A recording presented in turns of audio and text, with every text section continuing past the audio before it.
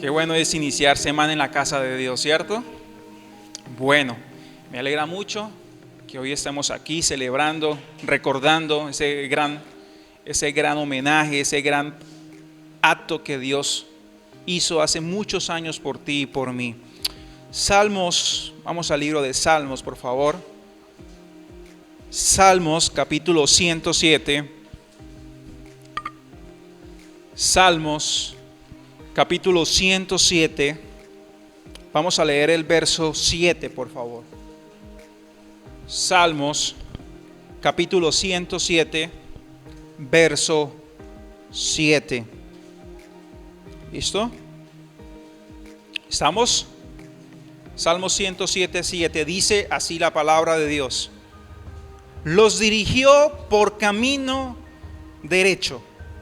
Otra vez, los dirigió por camino derecho, para que viniesen a ciudad habitable. Vamos a leerlo otra vez, es muy corto, pero muy interesante. Los dirigió por camino derecho, para que viniesen a una ciudad habitable. ¿Quién los dirigió? Dios dirigió a su pueblo, para guiarlos a un lugar que ya estaba habitado. Ese contexto habla del pueblo de Israel que estaba direccionado por Dios a conquistar, a poseer lo que ya Dios había reservado para ellos hace muchos años. Pero del punto de partida, antes de llegar a esa ciudad habitable, necesitaron la intervención de Dios. Yo creo que todos necesitamos la intervención de Dios para movernos de un punto A a un punto B, ¿cierto? Todos necesitamos esa dirección. Me llama mucho la atención cómo era el camino. ¿Cómo era el camino? Derecho. En otras versiones dice que era el camino correcto. No quiere decir que el camino era y no tenía curvas. El camino era derecho, pero eso representa que el camino era correcto. Dice la palabra que hay muchos caminos que al hombre le parecen los correctos, pero su fin es fin ¿de qué? De muerte. Este camino que traza la palabra de Dios es el camino correcto, es el camino indicado. Y necesitamos un guía, necesitamos realmente su presencia para poder atravesar ese camino. De lo contrario nos vamos a perder. Pero este verso es el resultado de algo. Vamos a leer el verso 4, el verso 5 y el verso 6. Miren lo que dice: anduvieron como perdidos.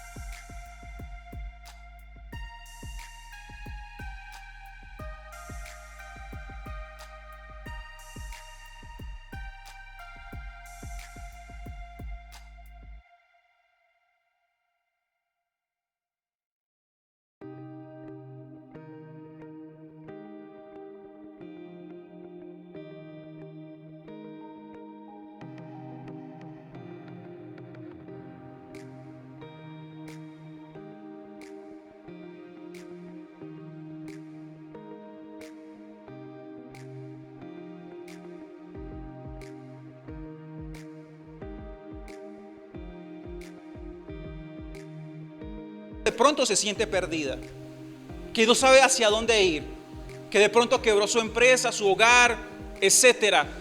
De pronto no está con el camino más claro para que él pueda continuar, seguir. Impresionante. La pregunta es: ¿será que es necesario yo perderme para pedirle dirección a Dios? ¿Qué me dicen ustedes?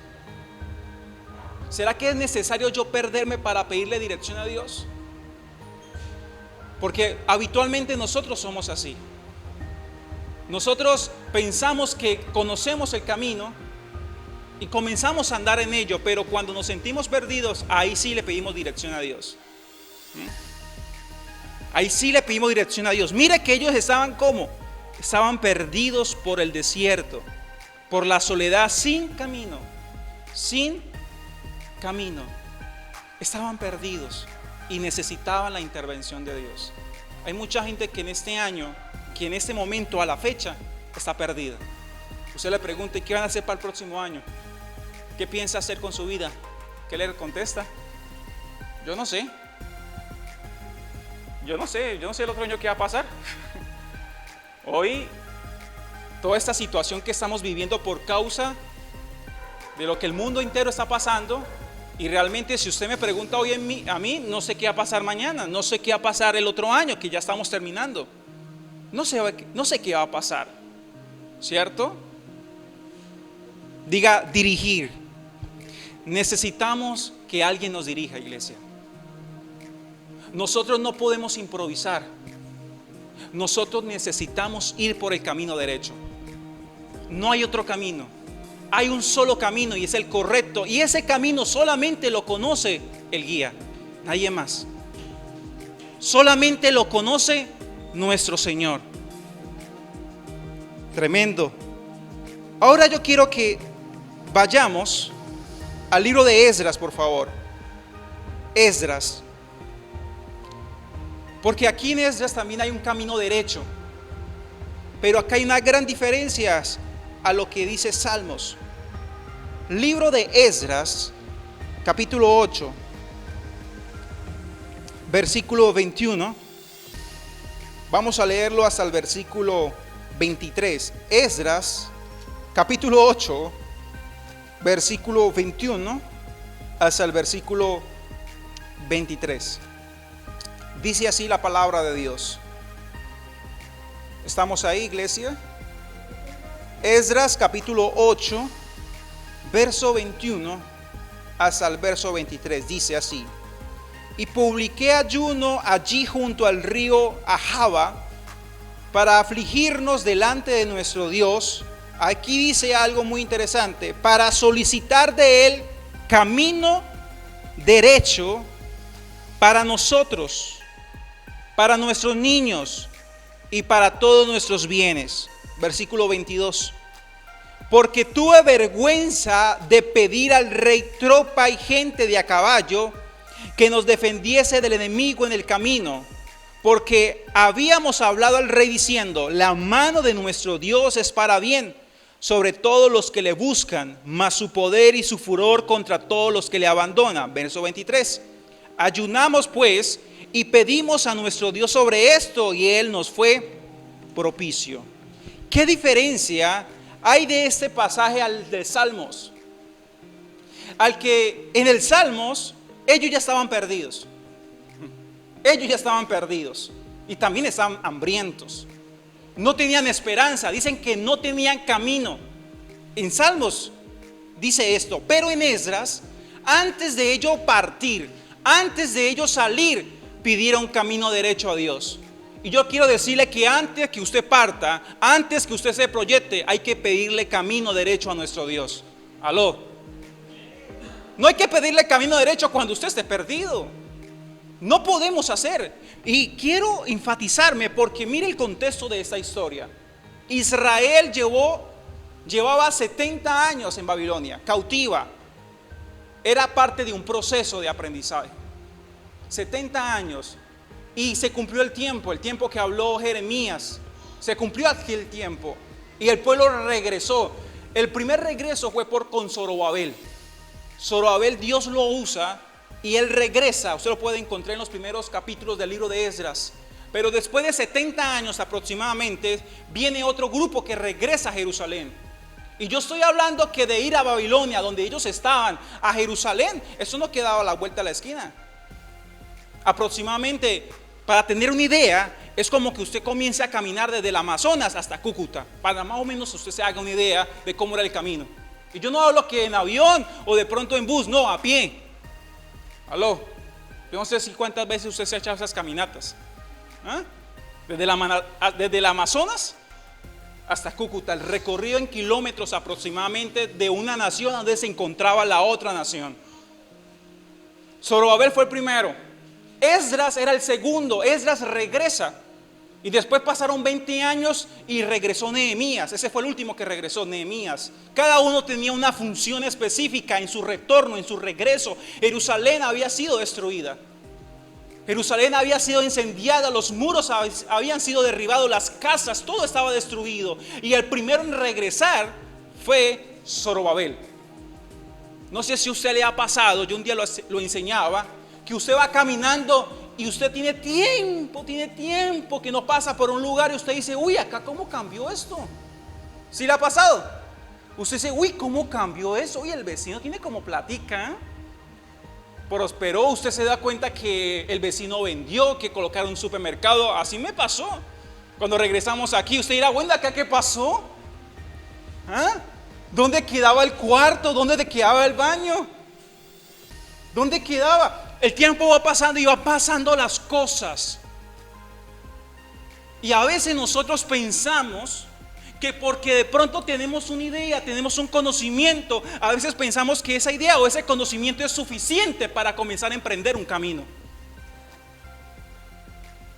A veces pensamos que esa es la dinámica para nosotros poder avanzar. Y no, iglesia, así no es. Hoy las cosas usted las puede ver, pero mañana pueden cambiar. Y el único que sabe eso es nuestro Señor. Usted no se puede confiar de lo que hoy tiene, de lo que hoy posee, de sus recursos, porque mañana de pronto eso no sirve. Mañana de pronto eso caduca. No sirve, no vale. Y ahí es donde necesitamos la dirección a Dios. Y yo le quiero decir que hay algo por retornar, iglesia. Dios nos va a direccionar. Dios nos va a llevar. Viene un tiempo diferente. Escuche esto. Viene un tiempo donde usted va a ver la gloria de Dios. Aló. Pero hay dos tipos de personas. La persona de Salmos, que está hambrienta, que está perdida y necesita dirección.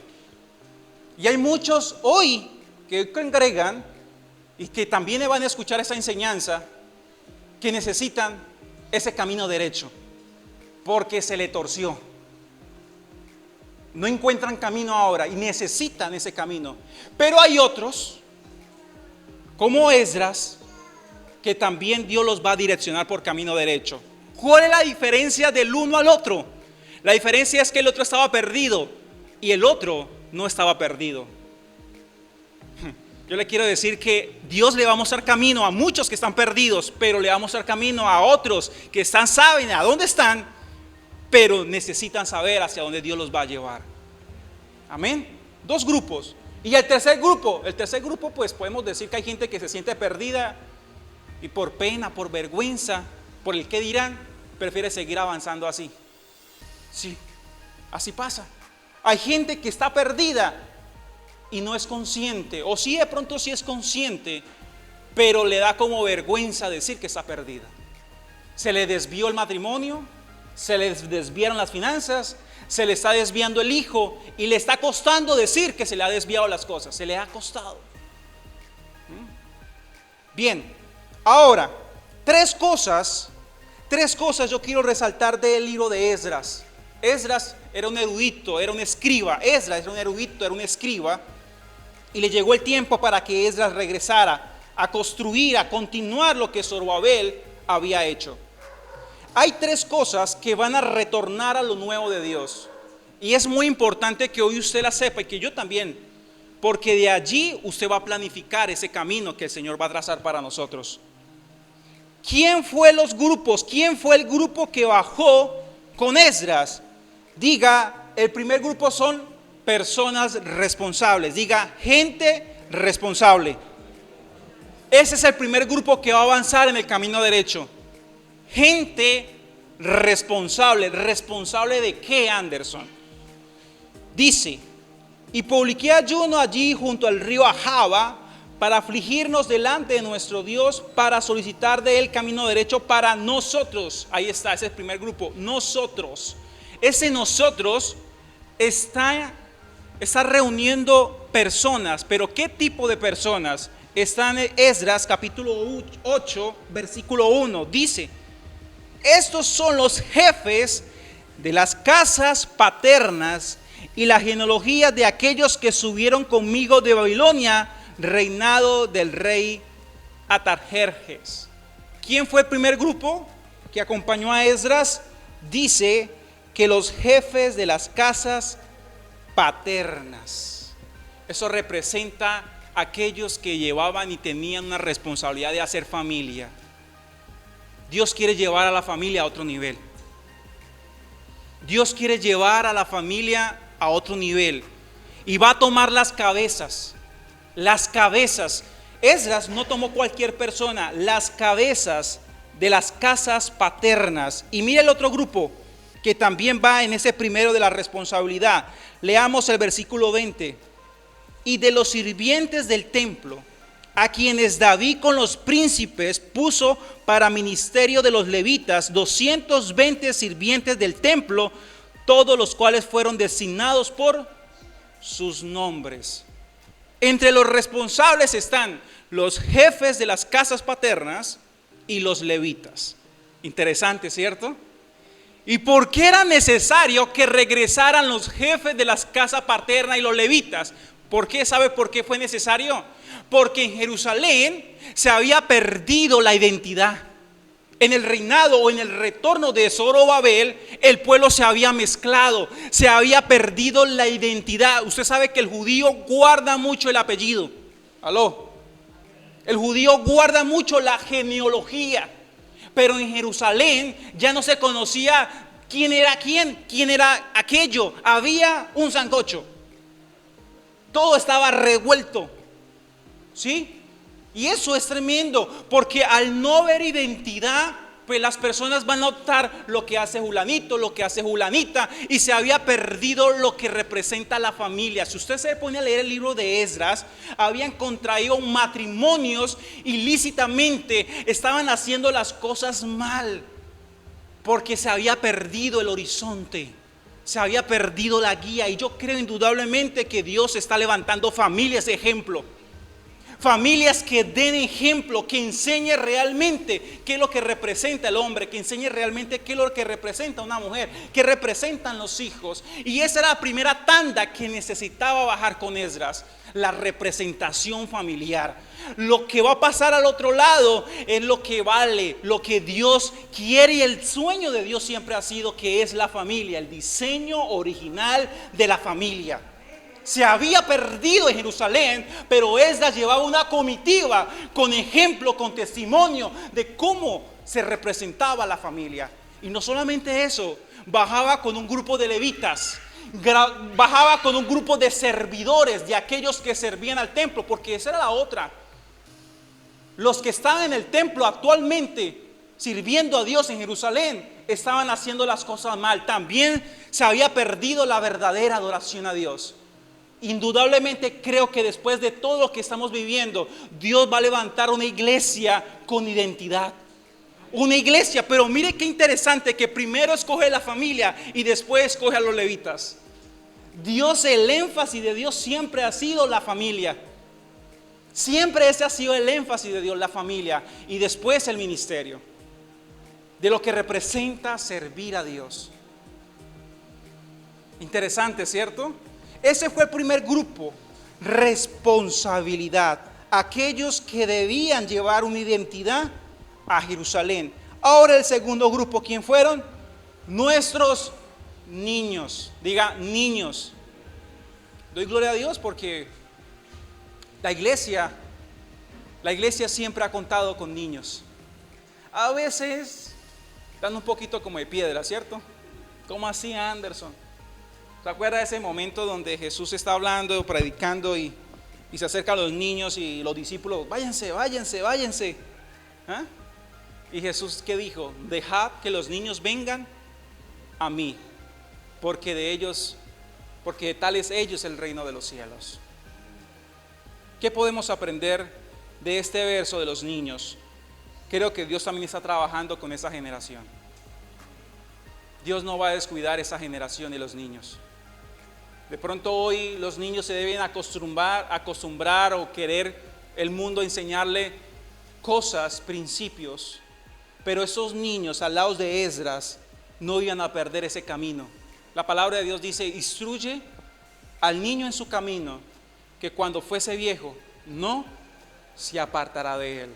Dios está trabajando con la niñez igualmente, así como lo hace con los adultos, igualmente lo está haciendo con los niños. ¿Aló?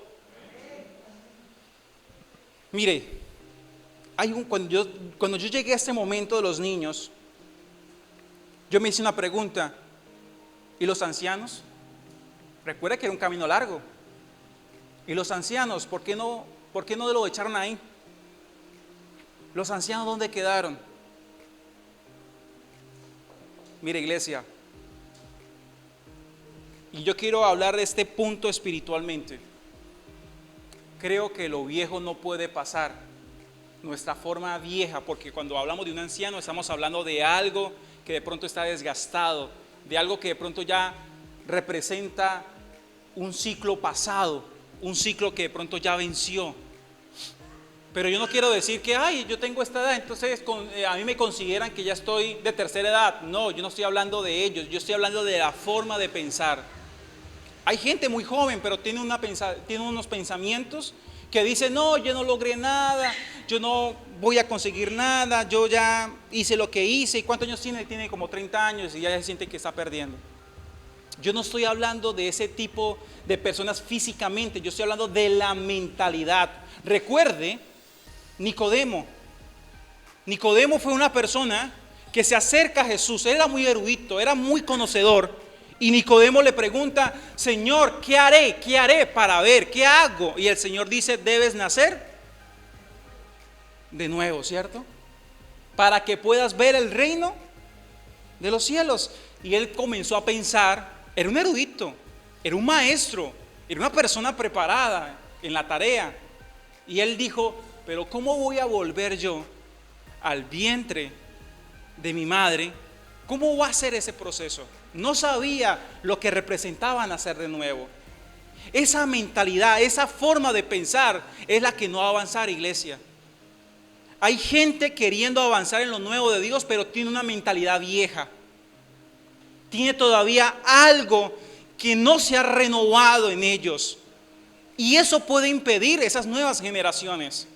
Usted puede ver que el pueblo de Israel, toda la generación que salió de Egipto, no pudo entrar a la tierra prometida. No pudo entrar. Ni siquiera Moisés pudo entrar a la tierra prometida. Solamente Josué y Caleb de la generación antigua. ¿Y quiénes fueron los que entraron? Los nacidos en el desierto. Los que nacieron en el proceso. ¿Y por qué a ellos se les fue más fácil? ¿Y por qué no a los otros que salieron de Egipto? Por ellos mismos, por la forma de pensar. Porque llevaban muchos años en Egipto, agarraron hábitos, agarraron costumbres, agarraron pensamientos, y eso se le dificultaba mucho para obedecer a Dios. Y ese es el problema que de pronto vamos a tener. Nuestra manera de pensar antigua, vieja, nos va a impedir de pronto hacer lo nuevo, así como el niño. El niño no tiene una mentalidad antigua y vieja. Él quiere aprender, él no se va a varar. Porque su mentalidad está fresca, no tiene de pronto el conocimiento, pero cree y por ello avanza. Pero el viejo, como tiene tanta información, como aprendió tantos métodos, a él se le va a dificultar de pronto obedecer a Dios. Y hay gente que en el servicio a Dios, que en el obedecer a Dios, agarró unos patrones, agarró unos hábitos, agarró una metodología, y si no cambia esa forma, va a ser imposible que mueva un pie. Va a ser imposible que mueva un pie, porque su manera de hablar su manera de pensar y de hablar, de actuar, les va a impedir que avancen, que sigan en el proyecto y en el propósito de Dios. Y para terminar, yo quiero que se ponga sobre sus pies, por favor. Porque hay algo que de pronto no es una persona, es un patrimonio. Primero, ¿quiénes son los que van a avanzar por ese camino? ¿Quiénes son? Los responsables, los niños. Y lo tercero, ¿sabe qué va a pasar? Dice, nuestros bienes. ¿Cómo así, Anderson? No entiendo esta parte. ¿Cómo así que nuestros bienes? Aquellos que leímos en Salmos estaban hambrientos, estaban perdidos y seguramente yo creo que habían perdido ya mucho. Pero los de Esdras, como hasta apenas iban a iniciar, no habían perdido. En todos esos años habían adquirido un patrimonio familiar. Diga patrimonio familiar. Cuando yo hablo de patrimonio, yo hablo de títulos universitarios, de propiedades, de todo de pronto lo que usted ha conseguido físicamente hasta el día de hoy. Hay una característica en la palabra que siempre se nos ha enseñado que debemos que abandonar todo, y en muchos casos lo vemos. En muchos casos los vemos. Que la gente tuvo que abandonar todo. Por ejemplo, Lot tuvo que abandonar su ciudad, Sodoma, y ver cómo se destruía. Salió solamente con la ropita que llevaba puesta. ¿Cuál es la diferencia de Esdras a Salmos?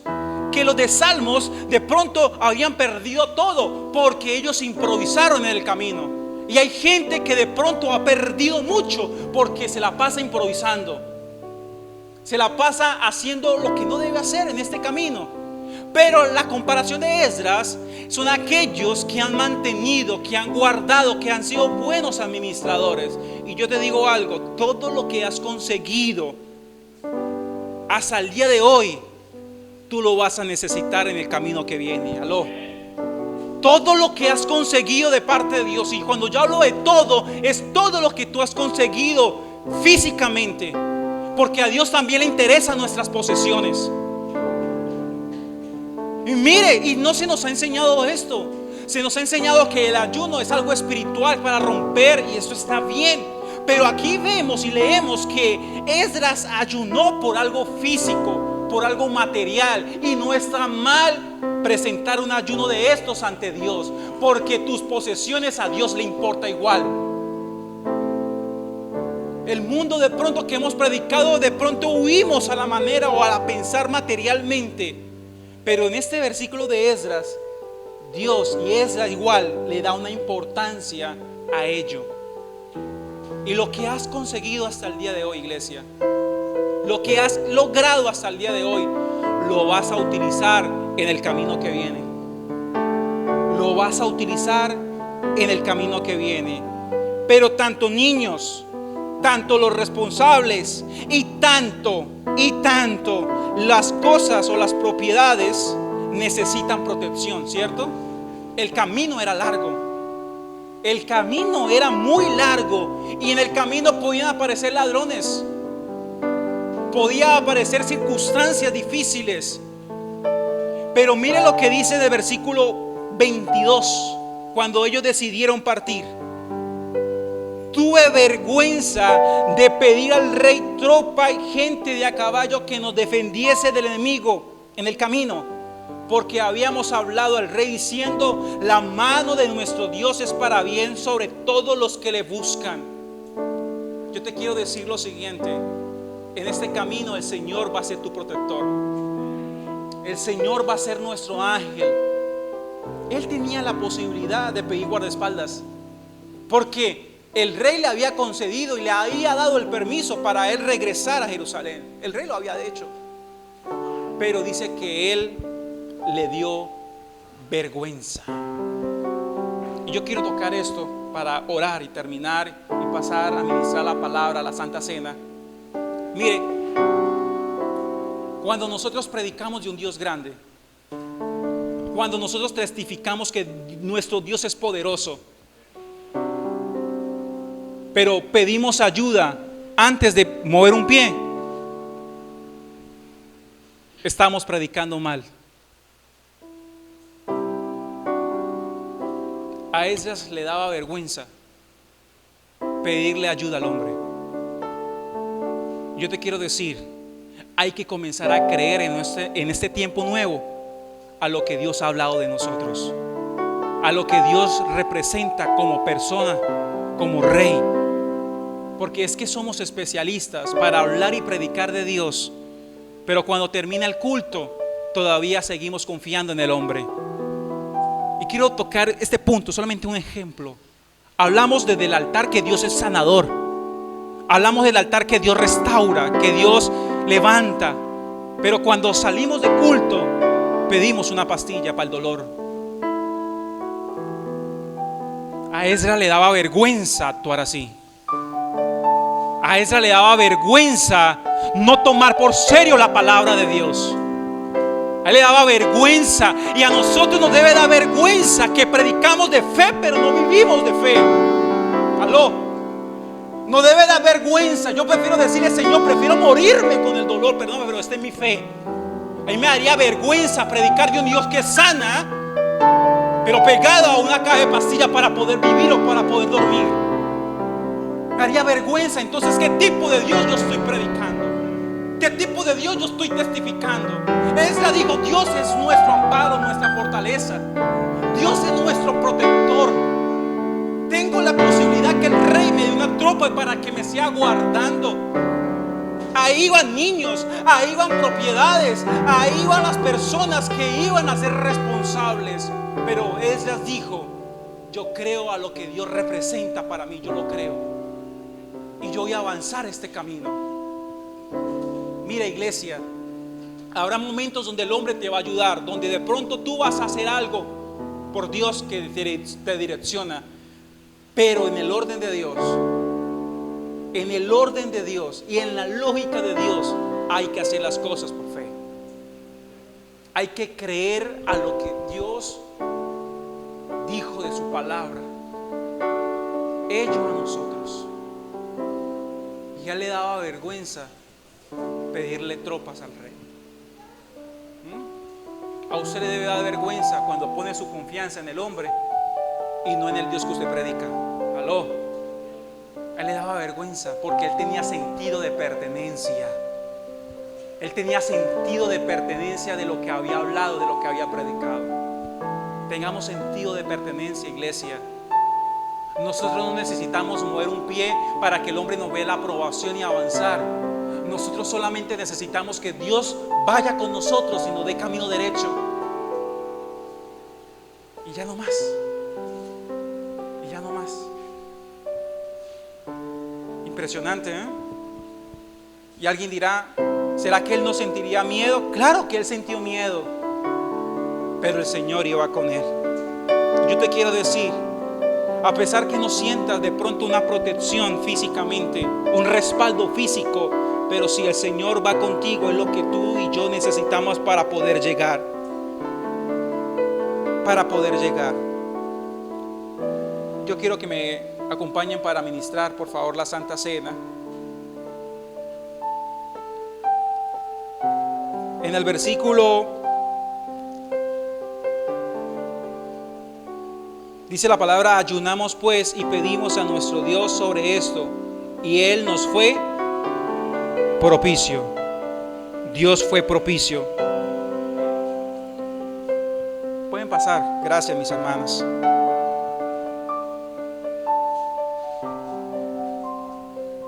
Déjamelo aquí. Gracias. Muchas gracias. Y mientras que usted toma la copa para ministrar la Santa Cena del Señor, dice el versículo 31 de Esdras capítulo 8. Yo se lo voy a leer porque yo sé que usted tiene los elementos. Dice: y partimos del río Ahava el 12 del mes primero para ir a Jerusalén. Y la mano de nuestro Dios estaba sobre nosotros, y nos libró de la mano del enemigo y del acechor en el camino. Y llegamos a Jerusalén y reposamos allí 3 días. ¿Reposaron cuántos días? 3 días. Mire, iglesia, Dios fue propicio, que no les pasó nada en el camino y hubo tiempo para descansar hacia donde Dios los direccionó. Dios va a traer descanso para su pueblo, iglesia. Dios va a traer descanso para aquellos pies que han caminado en obediencia a Dios. Dios va a traer descanso. Dios va a guardar de los tuyos. Dios va a guardar de tus niños. Dios va a guardar de tus bienes, de tus propiedades. En este nuevo proyecto que vas a encaminar en Dios, no habrá ladrón. Las cosas no se van a perder. Regularmente cuando uno viaja, cuando uno se muda, regularmente las cosas se pierden, las cosas se parten, las cosas se dañan. Regularmente eso pasa en los trasteos. Pero en este que yo estoy hablando no se va a dañar nada. Todo lo que tú has conseguido de parte de Dios hasta el día de hoy va a pasar contigo igualmente a lo nuevo que Dios ha trazado para con nosotros.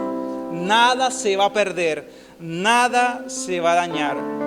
¿Y cuál es el punto, Anderson? Hoy es servicio de Santa Cena y esta palabra, ¿cómo la unimos a lo que Dios ha hablado, a lo que Dios hizo? En el versículo 31 dice: y partimos del río Ahava. Ese río tiene un significado. Me puse a averiguar y el significado del río significa amor. Diga amor. Hoy nuestro punto de partida a este camino que vamos a emprender, nuestro punto de partida es la Santa Cena del Señor. Yo creo que esta es la mayor expresión de amor. Esta es la mayor expresión de amor en el cual hoy vamos a partir hacia un camino derecho. Recuerde que van a partir gente responsable, gente que tenga la capacidad de ser enseñable como un niño, y gente que hoy en día ha adquirido todo aquello que lo va a necesitar durante el camino, por ese camino derecho, por ese camino que el Señor ha trazado, que solamente Él conoce, a lo próximo que viene. Padre, en el nombre de Jesús damos gracias. Damos gracias por tu palabra. Damos gracias por el consejo de tu palabra. Ahora, Dios, ese es nuestro punto de partida. Para ellos fue la Java, pero para nosotros es la Santa Cena del Señor. Y lo hacemos en este mes 12, creyendo, Dios, que tú vas a ser propicio, Dios, a lo que viene. El camino es largo, hay ladrones, de pronto las cosas se pueden dañar, pero nosotros salimos bajo tu protección, salimos bajo tu cobertura. Y no necesitamos, Señor, los recursos ni la aprobación del hombre para que nos vaya bien en este camino. Solamente nos basta tu presencia. Moisés dijo: si tu presencia no va con nosotros, no vamos a salir de este lugar. Y el Señor le dice: yo le voy a mandar un ángel para que Él los direccione. Y Moisés dijo: no, yo no quiero un ángel, yo quiero tu presencia. Yo quiero tu presencia en este año nuevo que viene. Yo quiero tu presencia en este año nuevo. Yo no quiero improvisar. Yo no quiero irme a la loca. Yo no quiero, Padre Celestial, hacer las cosas a mi parecer. Hoy, Dios, antes de mover los pies, direcciónanos por el camino derecho, por el camino que solamente tú conoces para cada uno de nosotros. Y hoy, Señor, nuestro punto de partida es el amor. Hoy nuestro punto de partida para ellos fue el río Ahava. Hoy nuestro punto de partida es este río de amor, Padre Celestial. Recordando lo que tú hiciste por nosotros. Recordando, Padre Celestial. Recordando, Dios, ese pacto de valor, ese pacto de sangre. Y dice el apóstol Pablo así: porque yo recibí del Señor lo que también os he enseñado, que el Señor Jesús, la noche que fue entregado, tomó pan. Yo quiero que levante su pan. Tomó pan y dijo esto: y habiendo dado gracias, lo partió y dijo: tomad y comed, esto es mi cuerpo, que por vosotros es partido. Hacer esto en memoria de mí. Señor, presentamos este elemento, Dios, que trae libertad. Y hoy yo creo a tu palabra, Dios, que a través de tus llagas nosotros fuimos sanados. Y deberíamos darnos vergüenza no creer a esa palabra. Deberíamos darnos vergüenza, Dios. Entonces la palabra está ahí de lujo. La palabra ahí está de lujo, Señor. ¿O será que yo soy una excepción? La palabra está de lujo. No, Señor. Hoy, Padre Celestial, yo creo a tu palabra. De lo contrario, Dios, debería darme vergüenza no creer a ella, a lo que predico, a lo que enseño, a lo que imparto. Debería darme vergüenza. Entonces, ¿a quién estoy predicando yo? ¿A quién yo estoy enseñando? Y hoy, Dios, nuestro punto de partida es nuestra fe igualmente. Una fe certera, una fe limpia, convencida. Una fe, Dios, que no titubea, Señor, no se mueve. Una fe firme a lo que Dios habla y promete de nosotros a través de este hermoso libro. Y creemos, Señor, que tenemos libertad, que tenemos salvación. Creemos, Señor, que lo hacemos en fe. Todo aquello, Dios, que está mal en nuestro cuerpo, en el nombre poderoso de Cristo Jesús, a través de tus llagas nosotros fuimos sanados. Llevaste nuestras enfermedades. Tú llevaste nuestras enfermedades en la cruz. Dios, estamos recordando ellos.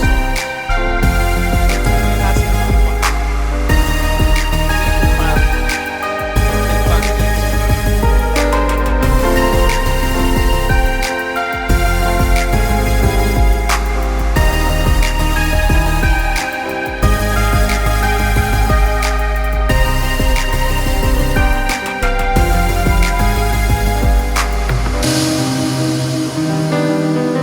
de la palabra.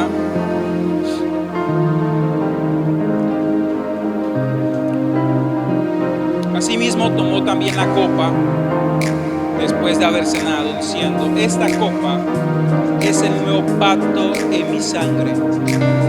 Hacer esto todas las veces que la bebieres en memoria de mí. Así pues, todas las veces que comiera el pan y bebieres esta copa, la muerte del Señor anunciáis hasta que Él venga. Padre, presentamos este jugo de David. Presentamos, Padre Celestial, que es una representación de tu sangre. Sangre que me da la paz. Sangre que me purifica. Sangre que me guarda. Ellos salieron del río Ahab, del río del amor. Pero hoy, Señor, nosotros comenzamos un año, terminamos igualmente un ciclo en el amor. Creemos, Dios, que lo que viene, que de pronto no sabemos qué nos va a reparar en el camino, pero sabemos, Señor, que tú nos vas a guiar, que vamos a llegar a esa ciudad habitada, que vamos a llegar, Dios, a ese destino que tú tienes preparado para nosotros, Jesús. Esta fue la señal para que los hijos de los hebreos no muriesen. Esa fue la señal para que los hijos de los hebreos no muriesen, porque vino el ángel de la muerte y se llevó a más de uno, porque no tenía la señal de los egipcios.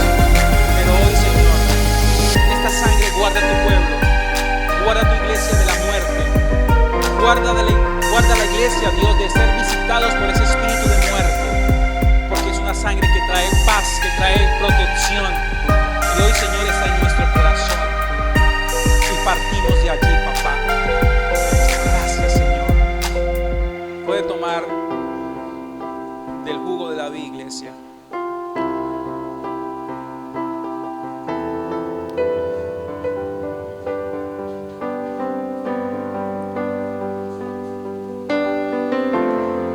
Oh, sí, Señor. Te damos gracias, Padre Celestial. Te damos gracias. La gloria y la honra sea para ti.